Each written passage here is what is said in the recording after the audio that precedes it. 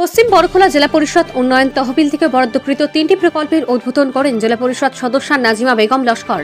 এদিন সোনাপুর জিপির 1084 উত্তর সোনাপুর এলপি স্কুলে 4,33,000 টাকায় নির্মিত শৌচাগার, সোনাপুর সমবায় সমিতির নিকটে 4,33,000 টাকায় নির্মিত একটি সার্বজনীন শৌচাগার এবং দক্ষিণ বুড়িবাইল রহমানিয়া জামে মসজিদের নিকটে একটি সার্বজনীন পানীয় জলের ট্যাঙ্কের উদ্বোধন করেন জেলা পরিষদ সদস্য নাজিমা বেগম লস্কর।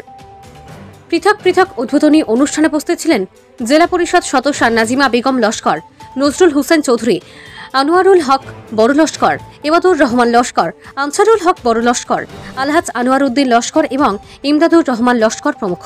ব্যুরো রিপোর্ট, রেদওয়ান উদ্দিন লস্কর, সংবাদ বাংলা।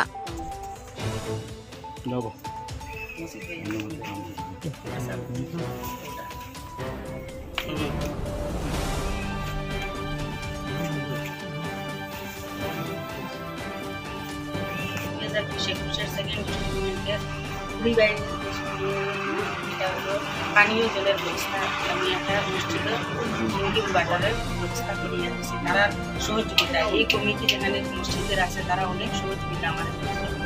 আর আজকে আমি দুইটা এখানে ইনগ্রেশন করিয়ে আইছি, আরও একটা গঙ্গা এটা জারি খোলাল আমার আগামীটা করিয়েছি। আর একটা আছে কোপারেটিভ সোসাইটি, এটা কাজ কমপ্লিট হয়ে গেছে। আর একটা উত্তর সোনাপুর স্যানিটেশনের কাজ।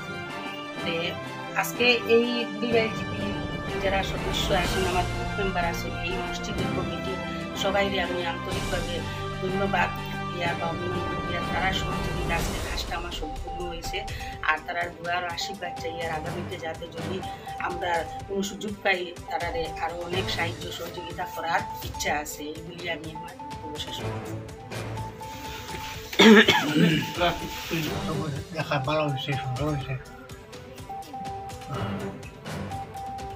এই প্রিয় সামনে অপারেশন করে আমরা দেখলাম সব ঠিক আছে। সেটা মানে সামনের রমজান মাস খুব ভালো হয়েছে, জল শুকাই যায় গিয়া লেগে বাচ্চাদের